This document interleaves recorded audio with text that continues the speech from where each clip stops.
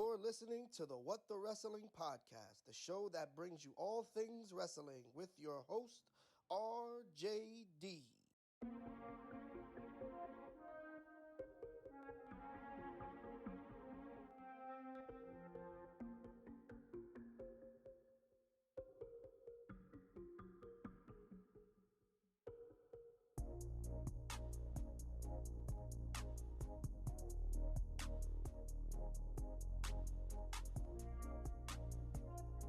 Oh, you already know what time it is. Perfect. AEW. AEW coming to you live from, what were they, in Phoenix tonight? Good show, good crowd. Had some shit that make no sense. We had an announcement, and we about to get into all of that. But before we do, follow me at What the Wrestling on Facebook, YouTube, TikTok, and Instagram. We now on Instagram, baby. Perfect. I know. Clap it up, clap it up, clap it up. Follow the Instagram, What the Wrestling. I will be making a new slide for this so that everybody can see all the beautiful social media. Follow me on What the Wrestling. Beginning to put up some pics on that. Gonna start putting up some clips on that. Follow your boy. Let's go! Perfect. Yes, tis I, RJD here. Welcome to What the Wrestling. This is your What the Wrestling AEW review. And I'm not gonna lie, AEW was, it's alright. We had a very, very hot opening match. But before I get to the orange one, hit the goddamn like button. Like, comment, share, and subscribe to the channel. HBO, help a brother out. I see a couple of y'all been liking me. Y'all been subscribing to a brother. Slow and steady wins the race. So we're going to keep the ball rolling. Hit the like button. Now, before all that, Stop it. Get some help. we're going to get this out the way now. Let's talk about the announcement from Tony Khan. TK had an announcement today. He was hyping it up, saying that, oh, it's going to be big. It's going to be big. Everybody knows what's going on. It's going to be big. Rock out with everybody. TK, big announcement. What is it? So, here's what the announcement is. The announcement is as follows. Tony Khan was standing by for an interview, and he was set to make an announcement, but he introduces Adam Cole, baby! Adam Cole says that AEW will be coming out with AEW All Access, a new reality show that will premiere in March on TBS after Dynamite. And it will air, I just said it will air after Dynamite. He also announces that he will make its in-ring return on the same night. It will have Eddie Kingston. It will have Adam Cole, baby, Britt Baker. It will have Ty Mello. It will have Sammy Guevara. It will have all of these beautiful people. For an hour backstage on AEW TV. And you know what? That's a good thing, and let me tell you why. You see, the fact that TBS is giving them more time, another hour of programming, that's good. That is a good thing. We're not going to talk about those awful Rampage ratings. I don't know what the hell they're going to do with Rampage. But the fact that they are getting another hour of TV after Dynamite is a very good thing. It's going to be, I think, non-scripted, reality-based, talking about the wrestlers and how they get ready for matches and having backstage interviews and real backstage interactions. So I look forward to seeing that. As somebody who likes to peek behind the curtain every once in a while, I do like this idea. I think it's going to be good. I think the show will start off hot. I think it'll settle somewhere. But I do think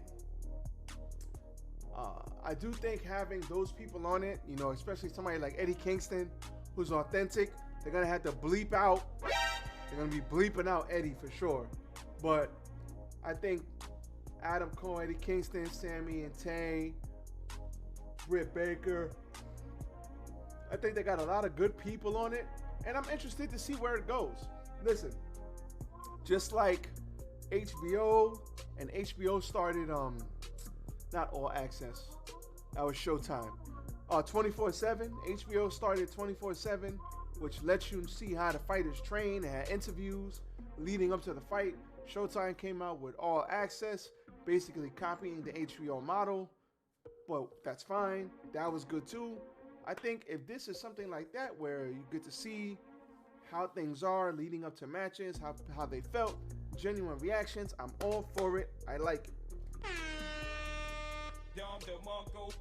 I like it. I shall not shit on thee. I shall not shit on thee. What I shall not do is mess up my goddamn camera, because we got the camera fixed, baby. So no more of that cutting out shit. So AEW Dynamite tonight. We had ourselves a good show. Let us quickly run through what is going on. AEW started off with the Orange One, Orange Cassidy, all AEW All Atlantic Champion versus Wheeler Yuta. Now, if you know anything about this, Wheeler Yuta was a part of the Best Friends. He was rolling with them. They were mentoring him. Then he left them to go with the Blackpool Combat Club. So we had a lot going on here. We had definitely some history here, and they did not disappoint. This could have been the opening match of AEW Revolution. This match was, to me, the best thing on the show. A lot of Don DeMarco so far tonight, but Wheeler Yuta and Orange Cassidy put forth a pay-per-view worthy match. And stop the show. For all of you Orange Cassidy haters, get the fuck out of here! Listen, we're gonna hit Stop the cap. and we're gonna Respect my authority! put some respect on my man's name. You heard me? Put some respect on the Orange One's name. Orange Cassidy can wrestle, hands in pockets. Who cares? The brother is fire, and he can wrestle. I'm gonna hear none of that. Oh, he puts his hands in his pockets. Stop it. Get some help. Not everything is for you. Keep it pushing. Great match. We had a tornado DDT, and then we had a pile driver. Yuta gets another 2 count, but when they got up, Orange Cassidy nails him with the orange punch. I thought it was over, but he hit a near fall, got the crowd. Then he hit him with the beach break. And then I thought it was over, but he fired up and he said, I will not die. And then Orange Cassidy with one more final orange punch to the temple. And that was all she wrote. Fantastic opening match.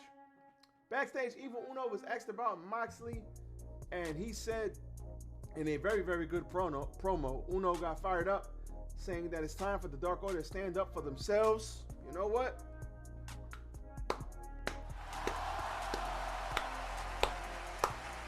We see you, Evil Uno. We see you, Playboy. Ricky Starks then comes out because the Revolution is televised. Ricky Starks comes out. Jericho interrupts him, and he says, listen. Jericho says, I don't want to have a rematch with you. Beating me was the highlight of your career. And Ricky Starks says, listen, I don't think you can, listen, I beat you, but you know what? I don't think you can do it by yourself. Jericho says, you don't think I can do it by myself? He's like, I don't want to fight you again, but you know what? You don't think I can beat you by myself? I'll sign the contract, and I will write in the contract that the JAS can't interfere. What do you think about that? He said, well, I got the contract right here. And he says, you know what? I would sign it, but I don't have a pen.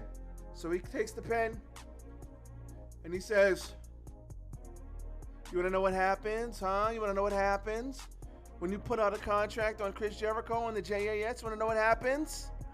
No, he didn't do You Just Made the List. No, sorry. Bruh. No, you just made the list. But he fired it up. The crowd was like, oh. He clicks the pen and signs the contract. Shout out to Jericho. Perfect. Good stuff here. Oh, I did skip over the fact that Peter Avalon came out and Jericho hit him with the Judas effect real quick before he actually came down to the ring. So, mental note. You stupid. Moving on. The Acclaim. Yo, listen. So the Acclaim came out with Daddy Ass and they fought Lee Moriarty and Big Bill. They went out. They was out there with Stokely Hathaway. This was a fairly quick match. Moriarty got hit with the flatliner. Caster gets the win with the mic drop, and that's all she wrote there. Christian Cage then came out for an interview with Tony Schiavone, but Jungle Boy Jack Perry came and basically said, "Surprise, motherfucker," and beat the holy hell out of him. He was gonna concerto him. He thought about it, but he took too long. Nope. He got hit with a low blow, and then he got slammed into the chair repeatedly, and officials had to come out because he was all bloody. Not the last time we would see blood on this show. We had a Wardlow video package, and then after that, we had Saraya with Tony Storm versus Sky Blue. Saraya got the win here, but after the match, they started to beat down on Sky Blue, and the women's champ, Jamie Hayter, and the doctor, Britt Baker, basically ran them off. And then Ruby Soho came down and said, "Come on, guys. Nope. What are we doing here? Why? Why are we fighting? Why are we fighting?" And that was all she wrote. Good stuff there. Then we had Bryan Danielson coming out to a chorus of yes chants. Yes. A chorus of yes chants. And he was interrupted by none other than the champion himself, Mr. MJF. MJF came out and says he knows who Danielson really is.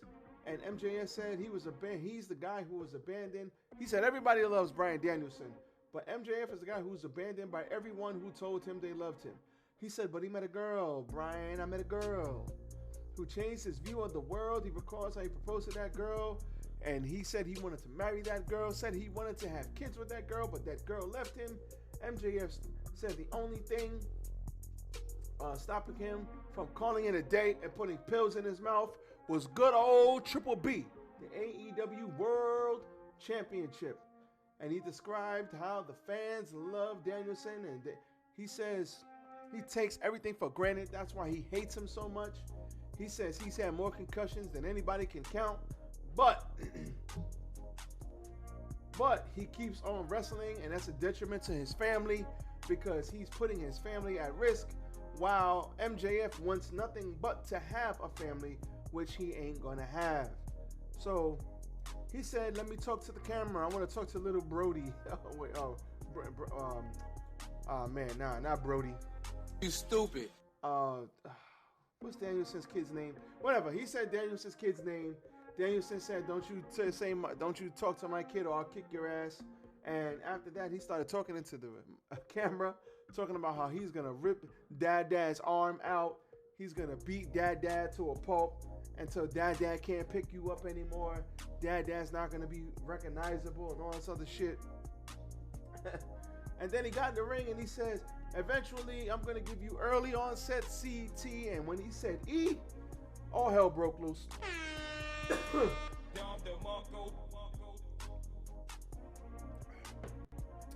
This was fantastic. Damn, son, where'd you find this? MJF, I didn't know where he was going at first, but then when I read into it, Sean Ross Sapp said that this is a little bit of reality for MJF, to where his real life fiance really broke up with him. So, that sucks. How dare you? Bruh.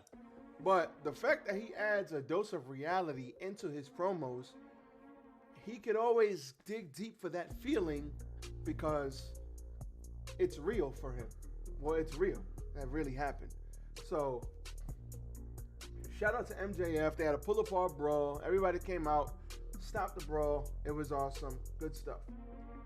Then we had Jamie Hayter and Britt Baker says she's pissed because Saraya and Toni Storm are trying to destroy what they have built. And she said Saraya and Ruby Soho are both worthy of a title shot. And I think that is the match for Revolution. Look forward to that. Then we had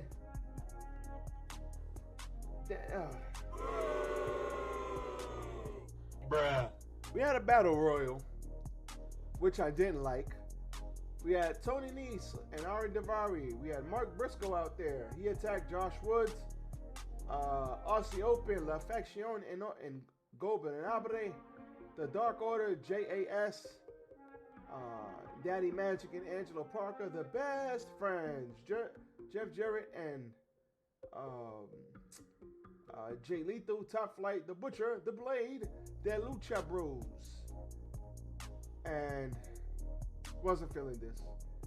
The ending was good, but Jeff Jarrett ended up winning when Lethal got thrown over by Trent, and Jeff Jarrett ended up throwing Trent out after hitting him with his finisher one more time. Why is Jeff Jarrett? Why? How dare you? Why is Jeff Jarrett winning battle royals? Nope. Get the fuck out of here! Why is Jeff Jarrett winning battle royals in 2022?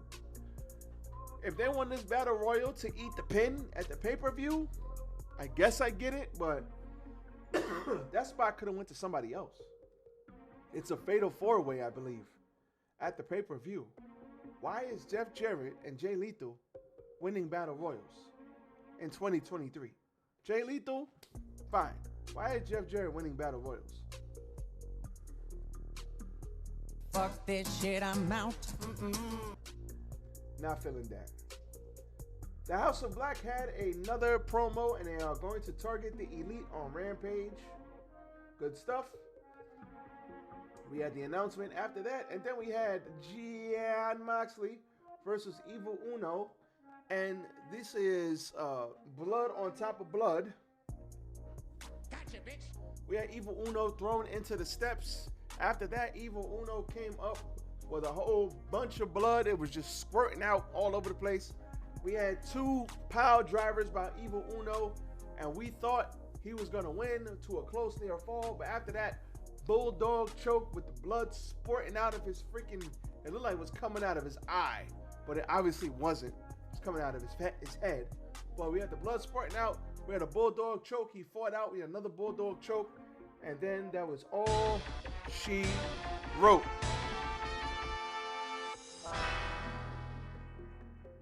Flatline. Jon Moxley wins. He would not let go of the hold. So you had Reynolds come out there with Johnny Hungy. And then you had the Blackpool Combat Club come out there. And to everybody booing, everybody fighting. Then you had the Hangman come out there and beat everybody up. He almost hit a buckshot lariat, but Mr. Moxley got up out of there, and that is how Dynamite went off the air.